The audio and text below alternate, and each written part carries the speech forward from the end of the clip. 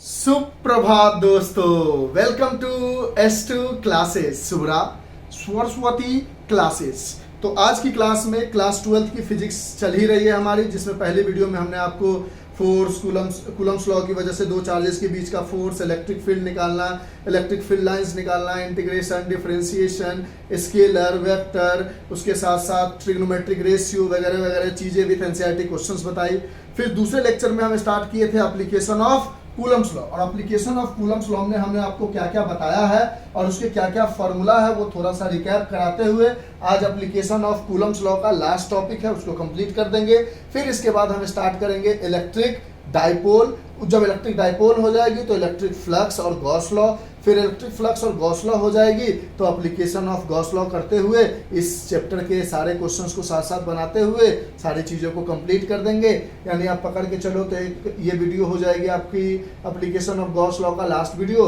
फिर इसके बाद हम आपको बताएंगे इलेक्ट्रिक डाइपोल के बारे में, फिर इलेक्ट्रिक फ्लक्स, उसके बाद गॉस लॉ, और इलेक्ट्रिक फ्लक्स और गॉस लॉ को एक साथ समझाएंगे और उसके साथ एप्लीकेशन ऑफ गॉस लॉ। मतलब 3-4 वीडियो में ये चैप्टर कंप्लीट हो जाएगा और लास्ट में एनसीईआरटी के सारे क्वेश्चंस बता देंगे। वीडियो में तो बता ही रहे हैं, देखो हम दो तरीके से बता रहे हैं। एक तो वीडियो के अंदर जो भी एनसीईआरटी के कॉन्सेप्ट के रिगार्डिंग क्वेश्चंस आ रही है उसको तो डिस्कस कर ही रहे हैं, लेकिन एक सेपरेट वीडियो बनाएंगे जिसमें सारे इन टेक्स्ट क्वेश्चन और सारे बैक एक्सरसाइज के क्वेश्चंस होंगे और एडिशनल क्वेश्चन होंगे। जिन बच्चों को सिर्फ क्वेश्चन आंसर चाहिए, कॉन्सेप्ट नहीं चाहिए, वो उस वीडियो को देख लेगा। तो एप्लीकेशन ऑफ गॉस लॉ में अभी तक हमने क्या क्या पढ़ा, not application of Gauss law, application of Coulomb's law में एप्लीकेशन ऑफ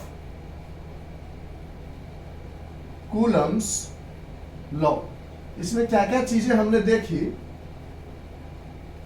तो एप्लीकेशन क्यों इस्तेमाल करना पड़ा, क्योंकि कूलम्स लॉ सिर्फ वैलिड था पॉइंट चार्जेस के लिए, लेकिन कूलम्स लॉ की मदद से हम इलेक्ट्रिक फील्ड निकालते थे due to a continuous uniformly distributed charge. तो हम निकालना सीखे थे कूलम्स लॉ के मदद से, क्योंकि कूलम्स लॉ एक लिमिट तक था कि कूलम्स लॉ जो भी E = KQ/R² या F = KQ1Q2/R² आता था वो सब के सब पॉइंट चार्ज के लिए वैलिड था। तो हमने आपको बताया कि कूलम्स लॉ को ही अगर पॉइंट चार्ज की जगह कंटिन्यूअस बहुत सारे चार्जेस के लिए अप्लाई करना हो तो कैसे अप्लाई करेंगे, और इस पर हमने 3-4 वीडियो ऑलरेडी बना के दे दिया है आपको। तो आज लास्ट वीडियो है, फिर भी हम पुरानी सारी वीडियो को डिस्कस करते हुए इसको लास्ट वाले को कंप्लीट करेंगे। इसको स्किप मत करो, देखो, कुछ नई चीजें सीखने को मिलेगी। तो हम बात करने जा रहे हैं कि एप्लीकेशन ऑफ कूलम्स लॉ में हमने देखा electric field due to a uniformly distributed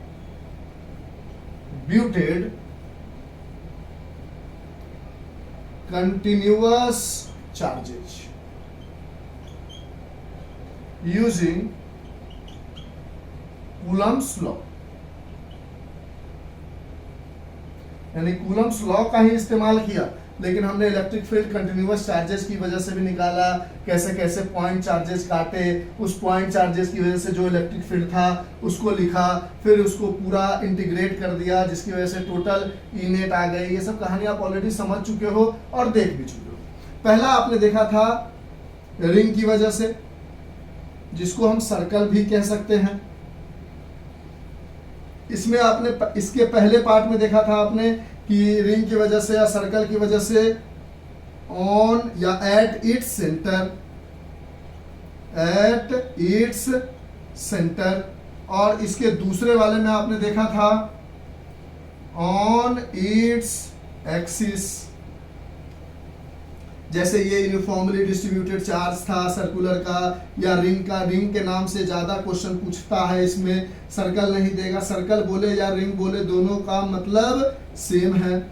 इसका रेडियस R था, इसके सेंटर O पे इलेक्ट्रिक फील्ड पूछ रहा था, तो आप कह रहे थे कि E नेट एट O जो आएगा वो 0 होता है, और कैसे, ये सारी डिटेल की थी हमने। फिर दूसरा इसमें आपने पढ़ा था कि मान लो ये एक रिंग है, इसके ऊपर यूनिफॉर्मली डिस्ट्रीब्यूटेड कंटिन्यूअस चार्ज है और इसके सेंटर से इसके एक्सिस पर, एक्सिस मतलब इस पॉइंट से आगे की तरफ बढ़ना है, इधर की तरफ, जो मार्कर का पॉइंटर है इधर की तरफ, लेकिन बोर्ड पर ऐसे बढ़ नहीं सकते तो हम थोड़ा ऐसे बढ़ जाते थे। और at a distance x on a point p, तो हम बोलते थे at a point p on its axis जो इलेक्ट्रिक फील्ड आती थी वो आती थी kqx upon r square plus x square the whole power 3/2, और इसका भी डिटेल एक्सप्लेनेशन किया था। फिर आपने देखा था दूसरा कि ऐसा कोई कंटिन्यूअस हॉरिजॉन्टल चार्ज था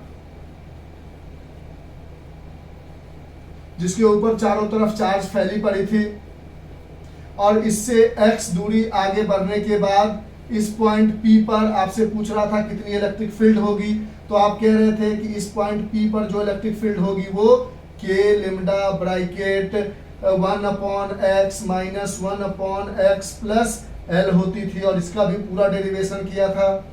सर ये पढ़ चुके हैं, क्यों बता रहे, देखो आराम से क्यों बता रहे हैं, उसका रीजन अभी समझ में आ जाएगा। हेडिंग मिटा दे ऊपर से, हाँ सर मिटा दो। फिर आपने एक सेमी सर्कल की वजह से देखा था और एक क्वाड्रेंट की वजह से देखा था, यही चार बताई थी हमने। उसके बाद आज लास्ट बताएंगे, और वो इसी चार्ज को जब सीधा करेंगे तब। फिर आपने देखा था कि हमारे पास एक सेमी सर्कल है, एक सेमी सर्कल है जिसके ऊपर uniformly distributed charge continuous charge था, और इसके सेंटर पर इलेक्ट्रिक फील्ड पूछ रहा था, तो आप ई नेट एट ओ बता रहे थे कि 2k लेमडा अपॉन आर होगी। फिर आपके पास ये तीसरा था। फिर चौथे में इसी सेमी सर्कल को हमने एक क्वाड्रेंट में बदल दिया था, और इस क्वाड्रेंट के ऊपर भी कंटिन्यूअस चार्जेस थे, और इस पॉइंट ओ पर पूछ रहा था, तो आप बोल रहे थे ई नेट एट ओ जो है वो क्या आता था, √2k लेमडा अपॉन आर। अब समझो ये जो सारी डेरिवेशन हमने पाई थी वो कैसे पाई थी वो समझ गए थे, लेकिन इसमें हमें क्या समझने के लिए आज हम बात कर रहे हैं वो देखते हैं। आज का जो हमारा लेक्चर है, आज का जो हमारा वीडियो है, टुडेज वीडियो जो है वो हमें ये बताएगा कि अगर मान लो कोई एक कंटिन्यूअस वर्टिकल चार्ज है, ये हॉरिजॉन्टल था, अब इसी चार्ज को ऐसे खड़ा कर दिया और इसके ऊपर plus plus plus plus plus plus charge है। अब कहीं से भी उठा लो, मान लो इसी पॉइंट से उठा लेते हैं, और इस पॉइंट से a दूरी आगे बढ़ने के बाद इस पॉइंट P पर net electric field at P क्या होगी, net electric field at P क्या होगी। तो इसको बनाने से पहले एक बात समझना, जब हम ये वाला डेरिवेशन कर रहे थे, ये वाला डेरिवेशन कर रहे थे, तो हम एक एलिमेंटल चार्ज काटते थे। क्या, देखो आराम से समझो, एकदम बिल्कुल घबराना नहीं है। Slowly, slow and steady wins the race तो कहा जाता है, लेकिन यहाँ स्लो एंड स्टडी वाकई विंस द रेस होगा। क्यों समझना, आराम से चीजों को बारीकी से समझना। पहले हमने आपको बताया कि रिंग के सेंटर पर 0 होता था, इसके एक्सिस पर KQX upon R square plus x square के पावर में 3/2 होता था। कैसे डिराइव किया वो पीछे वीडियो जाके देख सकते हो। हॉरिजॉन्टल कंटिन्यूअस चार्ज था तो k lambda upon bracket close 1/x minus 1/x plus l होता था। l जो था ये इसका लेंथ होता था। फिर हमने सेमी सर्कल के सेंटर पर देखा तो k लेमडा अपॉन r आता था, और क्वाड्रेंट के सर्कल पर देखा तो √2k लेमडा अपॉन r आ रहा था। ये सारी डेरिवेशन हमने ऑलरेडी कर ली थी, ठीक है। अब बात करते हैं हम कि अगर सपोज करो इसकी वजह से पूछ रहा है तो कितना इलेक्ट्रिक फील्ड होगा।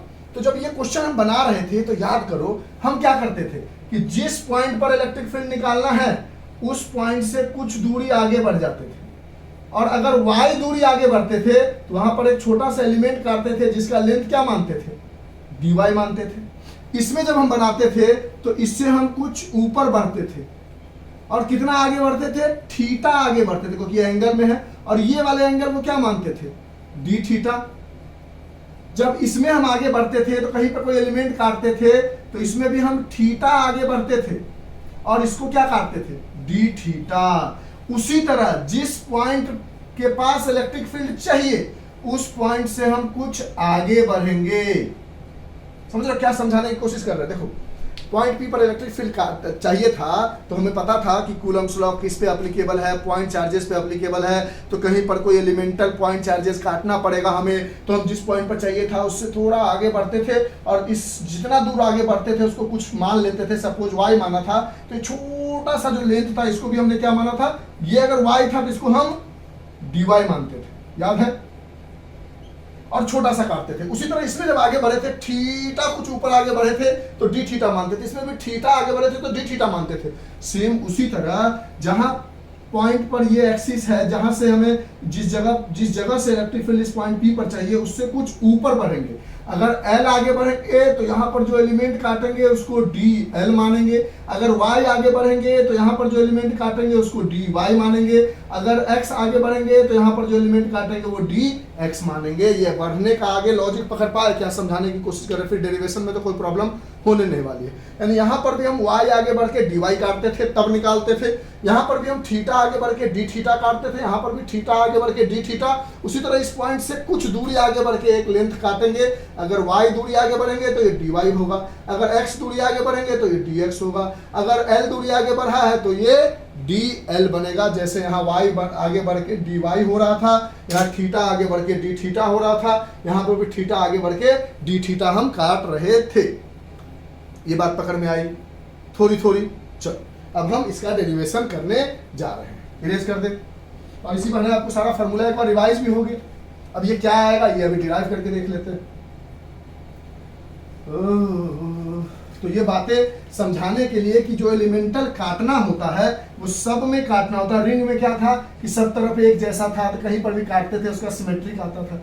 डिटेल चाहिए तो आप पीछे वीडियो देख सकते हो, बहुत छोटा छोटा बनाया है, 13 मिनट 15 मिनट 17 मिनट कर करके हमने 4-5 पार्ट में इसको बता दिया है, ताकि आपको समझना और जानना आपके लिए बहुत आसान हो जाए, आपको इरिटेटिंग ना लगे। हाँ, बस इसका जो फर्स्ट पार्ट है जिसमें डिटेल एक्सप्लेनेशन किया है, principle of superposition, Coulomb's law जो वगैरह वगैरह बताई है, फोर्स, इलेक्ट्रिक फील्ड, वो थोड़ी सी 5-5.5 घंटे की हो गई है। अरे नहीं सर, वो 6 घंटे की है। अच्छा, चलो तो अब हम फाइंड आउट करने जा रहे हैं, find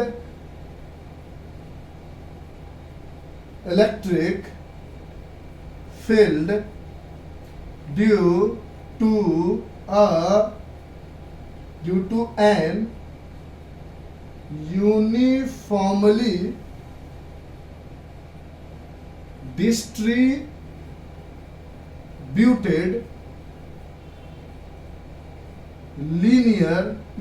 distributed vertical, okay horizontal वाला देख लिया हम लोग, vertical linear continuous charges,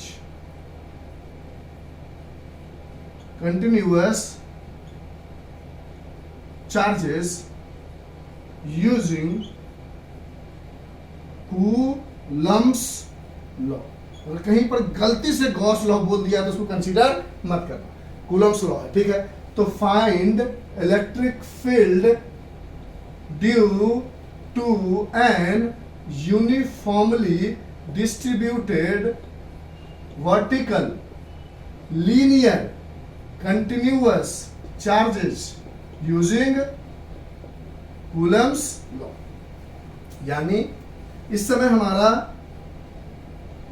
linear एक, हाँ फाइनाइट कर लो, फाइनाइट लेंथ का है, इनफाइनाइट नहीं है, finite linear continuous charge. Finite मतलब फिक्स्ड लेंथ है, एक कंटिन्यूअस चार्ज लिया जो वर्टिकल खड़ा है, इसके ऊपर plus plus plus plus plus plus plus plus distributed है। अब इससे कहीं पर भी यहाँ यहाँ यहाँ यहाँ यहाँ कहीं से भी पूरा सेंटर नहीं लेना। सेंटर इसलिए नहीं लेना क्योंकि इसमें हम इनफाइनाइट की भी कहानी देखेंगे, सेंटर ले लोगे तो एक फिक्स्ड वैल्यू आ जाएगी। तो कहीं रैंडम एक पोजीशन ले लिया, ये पॉइंट ले लिया और इस जगह से आगे बढ़े और इस पॉइंट पी पर, और इस जगह से इस जगह की दूरी को हमने ए मान लिया। इस पॉइंट पी पर हमसे पूछ रहा है ई नेट एट पी बताइए क्या होगा, और कह दिया गया है कि इसका जो लेंथ है वो एल है। तो सबसे पहला काम जो अभी समझाया, क्या करेंगे, इस जगह से कुछ दूरी आगे बढ़ेंगे, मान लेते हैं वो स्मॉल दूरी आगे बढ़ते हैं, स्मॉल एल दूरी आगे बढ़ते हैं। और यहां बढ़ के एक छोटा सा लेंथ डीएल काट लेंगे और मान लेंगे कि इस छोटे से लेंथ डीएल के पास डीक्यू चार्ज है। ठीक है, यहां तक कोई दिक्कत? यहां से इसको ज्वाइन कर देंगे और इस एंगल को बोल देंगे थीटा। ठीक, यहां तक कोई दिक्कत? एकदम पक्का। अब इस छोटे से डीक्यू चार्ज की वजह से इस पॉइंट पर, क्योंकि ये पॉजिटिव डीक्यू चार्ज है, तो away from the positive charge इस पॉइंट पी पर एक छोटी सी इलेक्ट्रिक फील्ड क्रिएट होगी। ये छोटी सी इलेक्ट्रिक फील्ड क्या होगी? तो हमने बोला यहां से यहां तक की दूरी को आर कंसीडर कर लिया, तो K D Q upon R square, क्योंकि कूलम्स लॉ ने हम समझा दिया था कि अगर कोई प्लस क्यू चार्ज है, इससे आप आर दूरी आगे बढ़ते हो इस पॉइंट पी पर, तो इलेक्ट्रिक फील्ड एट पी होता है के क्यू अपॉन आर स्क्वायर। तो ये छोटा सा डी है तो के, चार्ज एक छोटा सा डी क्यू है तो डी क्यू अपॉन ये दूरी आर है तो आर स्क्वायर आ गई। आराम से समझना है, घबराने की जरूरत नहीं। अब ये अगर एंगल थीटा है, इसको थोड़ा सा सीधा कर दिया, ऐसे लाइन बना दी, तो ये एंगल भी क्या बन गई?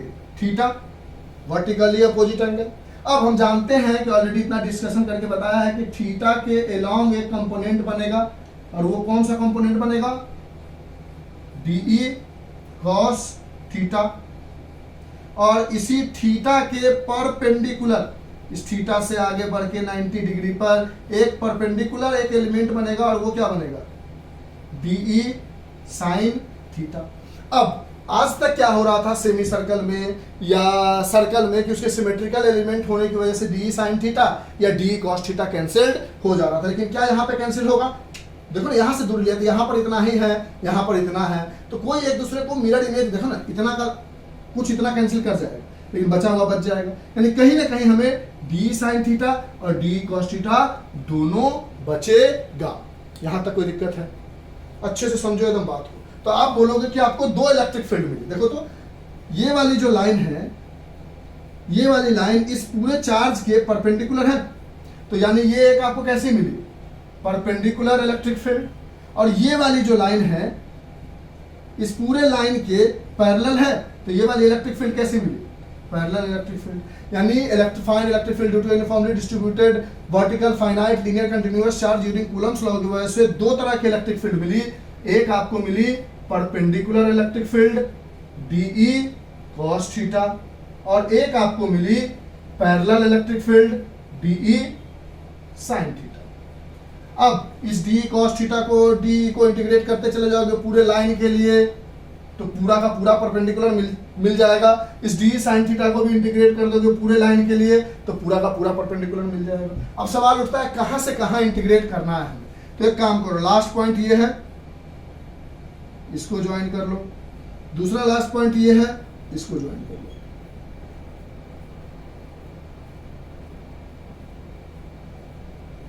कर लिया। अब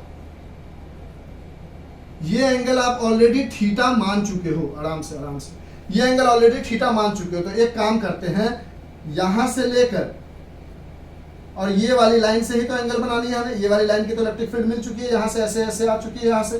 तो ये वाली जो एंगल है इसको हमने मान लिया अल्फा 1। क्या मान लिया? अल्फा 1। और इस वाले लाइन के एंगल को मान लिया, या इसको अल्फा 2 मान लो और उसको अल्फा, कुछ भी मान लो, कोई दिक्कत नहीं, कोई भी एंगल आप उठा सकते हो। और इस पूरे एंगल को मान लिया अल्फा 1। आराम से आराम से आराम से, घबराने की जरूरत नहीं है। इस एक्सिस पर हमने इस कुछ दूर आगे काट के डीएल लेंथ काटा, उसकी वजह से एक परपेंडिकुलर और एक पैरेलल हमें इलेक्ट्रिक फील्ड मिली। एक डी कॉस थीटा परपेंडिकुलर मिला और डी साइन थीटा पैरेलल मिला। इस बार सिमेट्रिकल एलिमेंट नहीं है, जिसकी वजह से नीचे ऊपर वाला कैंसिल नहीं हो रहा था। कोई डी साइन थीटा कोई डी कॉस थीटा कैंसिल नहीं हो रहा था। अब हमें इस पूरे लीनियर चार्ज की वजह से इलेक्ट्रिक फील्ड कह रहा है, तो इसके लास्ट पॉइंट से इसको मिला दिया और यहाँ से परपेंडिकुलर लाइन से और इस लाइन को जो मिलाया, इन दोनों के बीच की एंगल को हमने अल्फा 2 बोल दिया, क्योंकि थीटा ऑलरेडी इस एंगल को कंसीडर कर चुके थे, तो थीटा नहीं बोल सकते थे।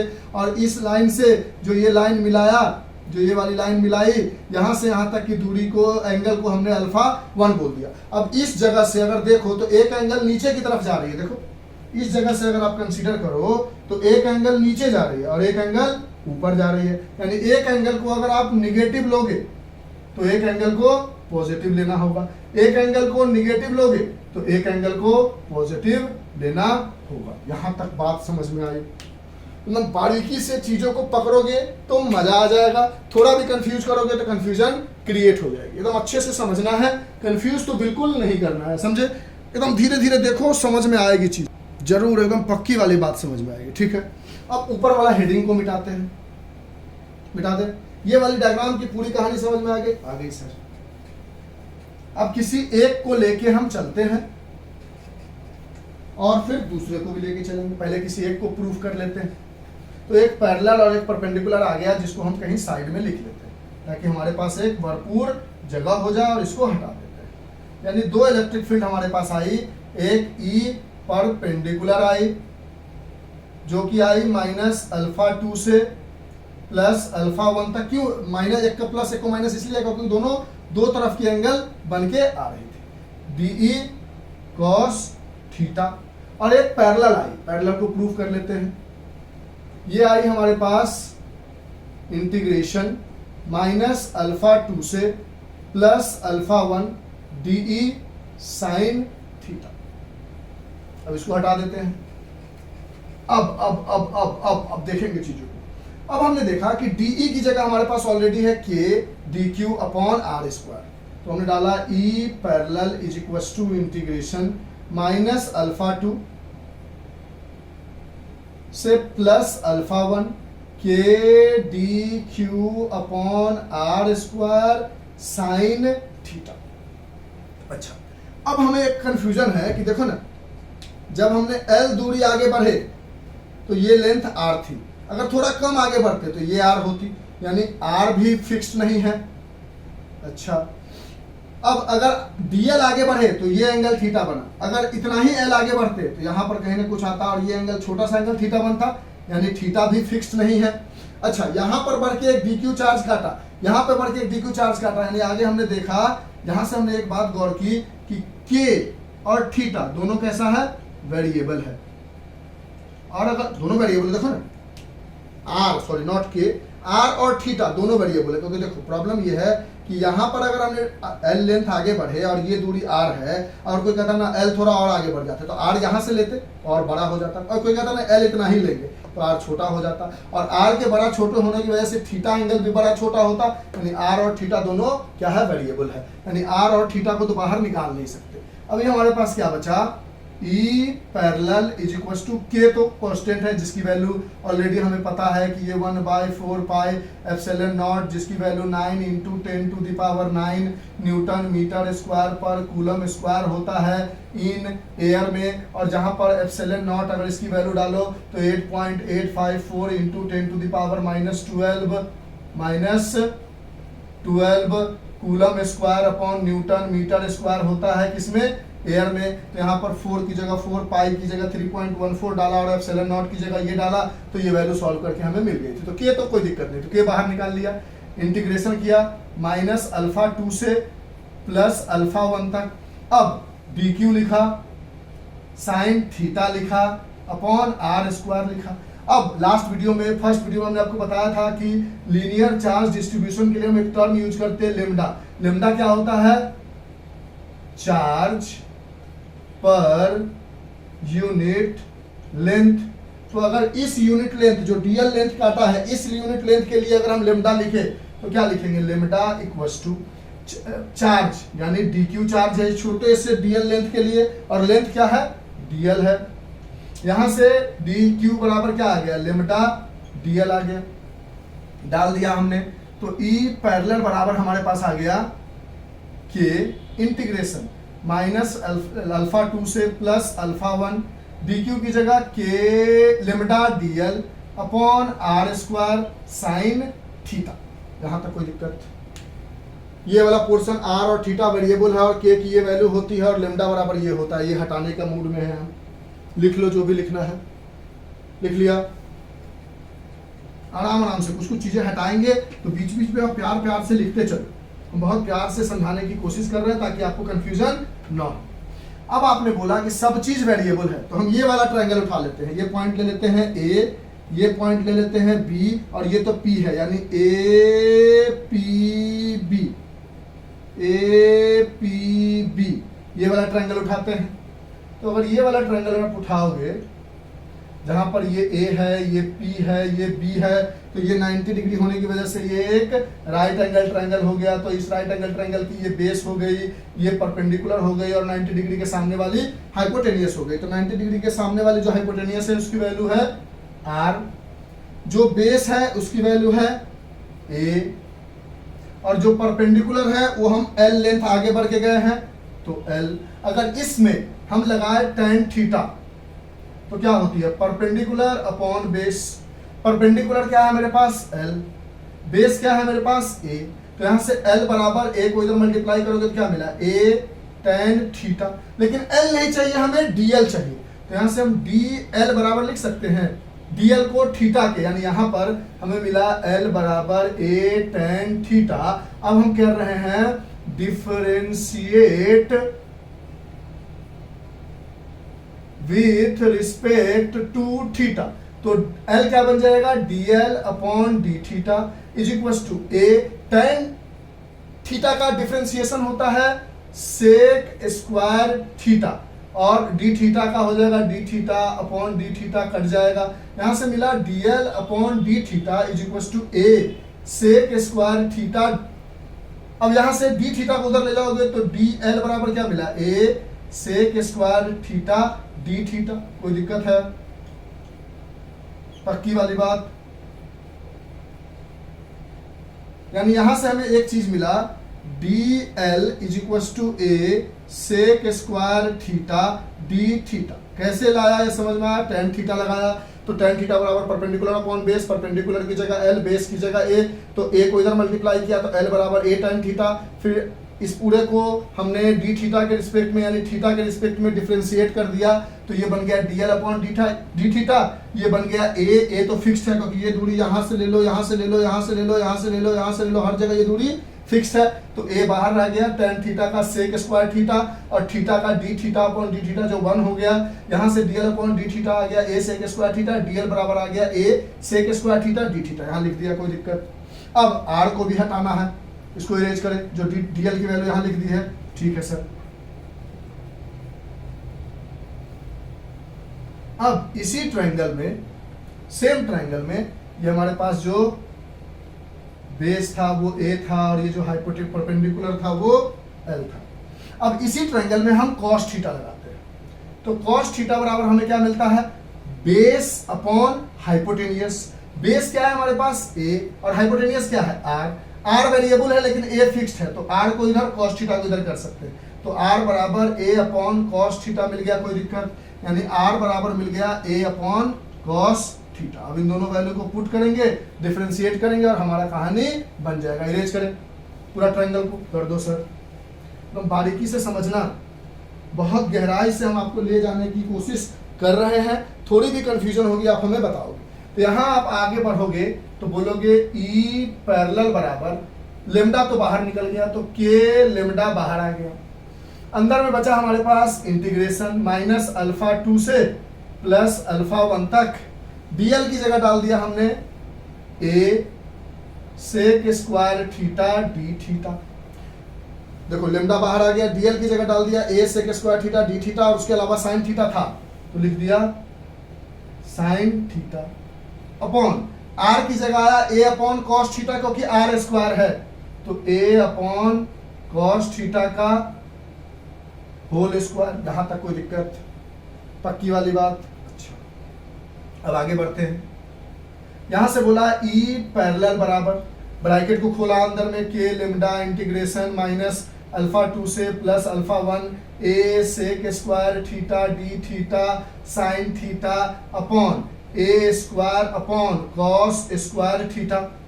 अब ये ए जो है इस एक ए को काट गया तो क्या बचा E parallel is equal to के लेमडा इंटीग्रेशन माइनस अल्फा 2 से प्लस अल्फा 1, यहां पे बचा सेक स्क्वायर थीटा, फिर बचा डी थीटा, फिर बचा साइन थीटा, और ये कॉस स्क्वायर थीटा ऊपर चला जाएगा तो ऊपर में भी बचा क्या कॉस थीटा। इसको कहीं और लिख देते हैं, रुको, घबराने की जरूरत नहीं है। ये वाला पोर्शन इरेज करें, लिख लो, डायग्राम तो इरेज नहीं करेंगे, डायग्राम दिखना चाहिए, ये लिख लो, इरेज करेंगे, कर दो सर।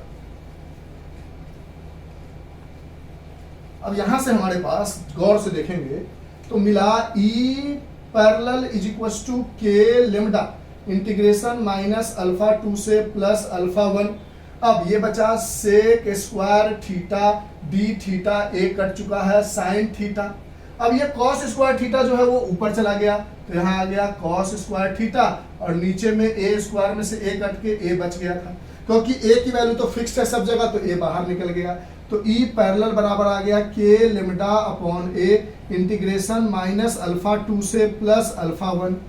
अब यहाँ से सेक स्क्वायर थीटा को आप लिख सकते हो 1 अपॉन कॉस स्क्वायर थीटा, ऊपर में डी थीटा, फिर साइन थीटा, फिर कॉस स्क्वायर थीटा अपॉन ए। ये कॉस स्क्वायर थीटा इस कॉस स्क्वायर थीटा को मार गया, अब इसको हटाएंगे। ठीक है, लिखते चलो, हर बात को लिखते चलो, समझते चलो, प्रॉब्लम तो नहीं होगी, लिखना है। चलो ठीक है। अब यहां से आपको क्या मिला, यहां से मिला E parallel is equal to के lambda upon a integration minus alpha 2 से plus alpha 1। Cos square cut चुका है, अंदर में बचा ए बाहर निकल चुका है, तो ए क्यों लिखेंगे, ये ए तो बाहर निकाल दिया, तो ए तो नीचे बचा नहीं ना, ये जो ए था उसको तो बाहर निकाल दिया ना। तो यहाँ क्या बचा हमारे पास, साइन थीटा डी थीटा। लो अब कहानी हो गई पक्की वाली बात। अब साइन थीटा का इंटीग्रेशन क्या होता है, माइनस कॉस थीटा, तो ये आ गया ई पैरेलल बराबर के लेमडा अपॉन ए और minus cos theta minus alpha 2 से प्लस अल्फा 1 तक। यहाँ से आ गया ई पैरेलल बराबर के लेमडा अपॉन ए, पहले डालोगे ये तो आएगा minus cos alpha 1 minus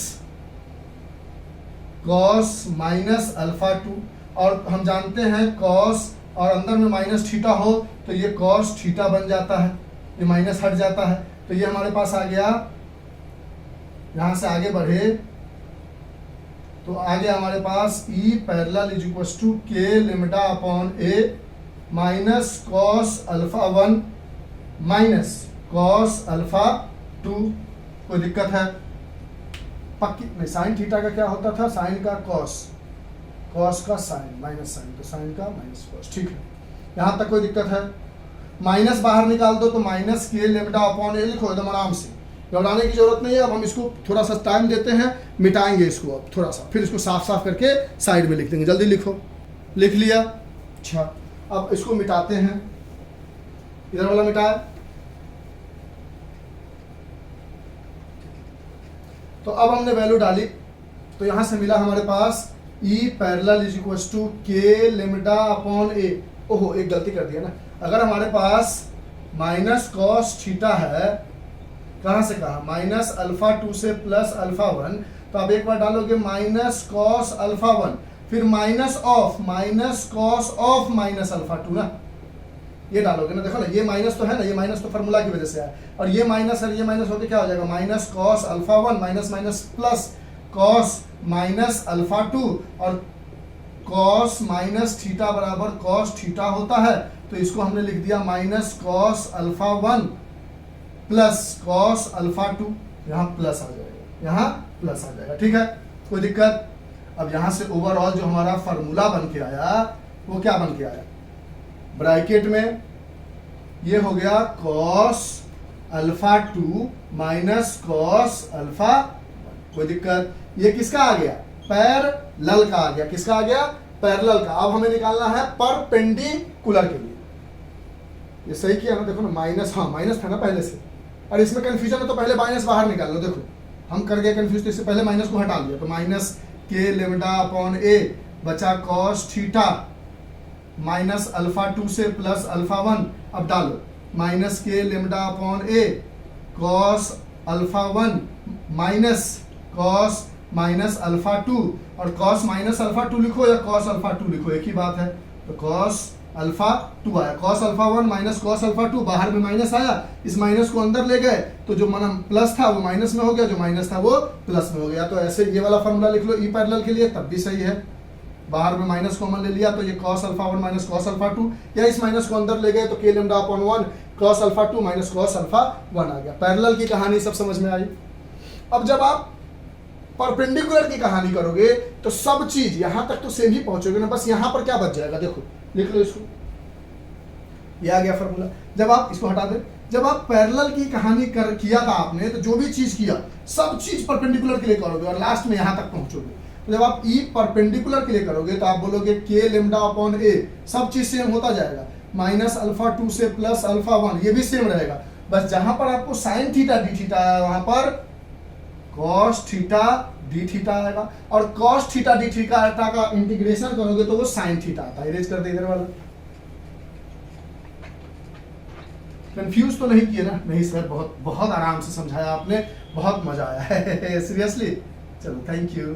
k lambda upon ए और इसका डिफरेंशिएशन हो गया साइन थीटा प्लस में, और ये माइनस अल्फा 2 प्लस अल्फा 1, तो डाला तो ई पैरेलल नहीं परपेंडिकुलर, तो ई परपेंडिकुलर बराबर k lambda upon a sine alpha 1 minus sine minus alpha 2। अब जैसे कॉस माइनस थीटा बराबर कॉस थीटा होता है, लेकिन साइन माइनस थीटा बराबर माइनस साइन थीटा होता है, तो ये माइनस बाहर निकल जाएगा और ये माइनस माइनस प्लस हो जाएगा, तो ई परपेंडिकुलर आ गया k lambda upon a sine alpha 1 plus sine alpha 2, यानी इसकी वजह से इलेक्ट्रिक फील्ड आई k lambda upon a sine alpha 1 plus sine alpha 2, यानी ई पैरेलल और ई परपेंडिकुलर हमने निकाल दिया। बोलो समझ में आया? Sure short. चलो अब इसमें थोड़ी कहानी और समझाएंगे, जो भी बात लिखनी थी पीछे कर करके आप लिख सकते हो, टाइम हमने पूरा किया था, ठीक है। यानी ई पैरेलल आपके पास ये हुआ और ई परपेंडिकुलर आपके पास आया k lambda upon a sine alpha 1 plus sine alpha 2, ये दो आपने डिराइव कर लिया ई पैरेलल और ई परपेंडिकुलर का। ई पैरेलल के लिए आपने डीई साइन थीटा को इंटीग्रेट किया था माइनस अल्फा 2 से अल्फा 1 तक, और ई परपेंडिकुलर के लिए डीई कॉस थीटा को इंटीग्रेट किया। अब अगर आपसे कोई कह दे कि भैया ये जो वायर है वो इनफाइनाइटली लॉन्ग है, कैसा है? इनफाइनाइट वायर, अभी तक कैसा था? फाइनाइट वायर था, ये इनफाइनाइट वायर है, ये इनफाइनाइट वायर, इस वायर की कोई लेंथी लिमिट नहीं है, और इस दूरी आगे ए बढ़ के बताओ क्या होगा इस पॉइंट पी पर। तो यहां से एंगल बनाया तो थीटा बना था, लास्ट में जो जोड़ा था आपने यहां पर अल्फा 1 बना था। फिर आगे बढ़ोगे, धीरे धीरे आगे बढ़ते जाओगे बढ़ते जाओगे बढ़ते जाओगे बढ़ते जाओगे, जितना आगे बढ़ते जाओगे ये लाइन धीरे धीरे सीधी हो जाएगी और अल्फा 1 कैसा हो जाएगा? 90 डिग्री। उसी तरह आगे बढ़ोगे, ये एंगल अल्फा 2 माना था, आगे बढ़ते जाओगे बढ़ते जाओगे बढ़ते जाओगे बढ़ते जाओगे, ये लाइन सीधी हो जाएगी।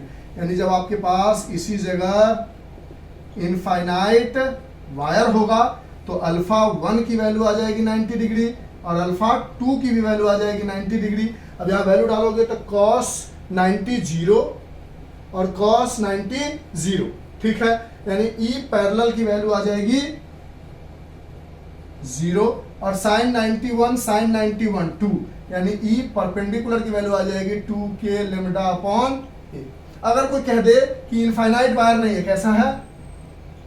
Semi infinite wire. Semi infinite का मतलब होता है एक तरफ से इनफाइनाइट और एक तरफ से फाइनाइट। तो मान लो अल्फा 1 तो 90 डिग्री हो गया, लेकिन अल्फा 2 जो है वो अल्फा 2 ही रहा, क्या है वो पता नहीं है। तो यहाँ पर आप वैल्यू डालोगे तो अल्फा 2 की जगह अल्फा 2 और अल्फा 1 की जगह 90 डिग्री, ये 0 हो जाएगा, तो ई और पैरेलल आ जाएगा के lambda upon a cos alpha 2, और ई परपेंडिकुलर आ जाएगा साइन 90 की वैल्यू 1 होती है, और एक को 90 मानोगे और दूसरे को कुछ अल्फा ही रहने दोगे क्योंकि दूसरा फाइनाइट है तो पता ही नहीं है कितना एंगल है, इनफाइनाइट में 90 चला गया ना। तो ये आ जाएगा के लेमडा अपॉन ए साइन 90 की वैल्यू 1 प्लस साइन अल्फा 2, तो ये हो गई हमारे पास 1 प्लस साइन अल्फा 2 ब्रैकेट में, ये हो गई सेमी इनफाइनाइट के लिए पैरेलल हो गया k lambda upon a cos alpha 2 और परपेंडिकुलर हो गया के लेमडा अपॉन ए 1 प्लस साइन अल्फा 2। अल्फा 2 नहीं लिखकर सिर्फ अल्फा भी लिखोगे तो काम चल जाएगा, क्योंकि दूसरी एंगल 90 होने की वजह से जो बचा हुआ एंगल होगा उसी एंगल की बात करेंगे। तो this is all about the electric field due to a uniformly distributed continuous linear charge using Gauss law. पहले फाइनाइट के लिए निकाला तो ये दोनों आया, इनफाइनाइट कहेगा तो अल्फा 1 अल्फा 2 को 90 डिग्री डाल लो, जो आएगा वो वैल्यू हो जाएगा। सेमी इनफाइनाइट कहेगा तो किसी एक को 90 डिग्री डालो, किसी दूसरे को 90 मत डालो, कोशिश करो कि अल्फा 1 को 90 डालेंगे और दूसरे को अल्फा 2 ही रहने दो। तो इस तरह से हमने आपको पूरी कोशिश की कि आपको कोई भी प्रॉब्लम ना हो, अच्छे से समझ में आए। और जहां तक मेरा अपना फेथ है, हमने आपको समझाने की अच्छी कोशिश की है, आपको समझ में भी आई होगी। तो अगर अच्छे से समझ में आया तो इसको समझने की कोशिश करो। एक बार में नहीं आया तो दूसरी बार में करो। बीच में हम बार बार मिटा मिटा कर आपको दिखा रहे थे, तो वो सारी चीज़ें लिखते चलोगे, चीज़ें आप ऑटोमेटिकली समझ में आती चलेगी। अब इन सब चीज़ों को जो अभी हमने यूजिंग कूलम्स लॉ किया, इसी सब चीज़ों को यूजिंग हम गॉस लॉ देखेंगे। लेकिन गॉस लॉ में हम सर्कल, सेमी सर्कल की वजह से नहीं देखेंगे, क्योंकि वो 2D डायग्राम है। कूलम्स लॉ 2D डायग्राम पे एप्लीकेबल है, लेकिन गॉस लॉ 2D डायग्राम पे एप्लीकेबल नहीं है। वहां पर सिर्फ 3D डायग्राम आएगा। तो ये वाली वायर तो आएगी क्योंकि ये 3D जैसा है, देखो ना 3D है, ऐसा गोला सिलेंडर जैसा बन रहा है। तो ये डायग्राम सब तो देखने को मिलेगा, लेकिन सेमी सर्कल सर्कल सिर्फ कूलम्स लॉ से ही हम सॉल्व कर सकते हैं, क्योंकि कूलम्स लॉ का एप्लीकेशन हम 2D डायग्राम पर बहुत अच्छे से कर पाते हैं और गॉस लॉ का एप्लीकेशन हम 3D डायग्राम पर बहुत अच्छे से कर पाते हैं। तो आज के लिए इतना ही, जो भी लिखना है लिख लो। Bye, have a nice day, enjoy, take care, stay home and stay safe. Bye, लिख लो जो भी लिखना है आपको और अच्छे से समझ लो। बाय।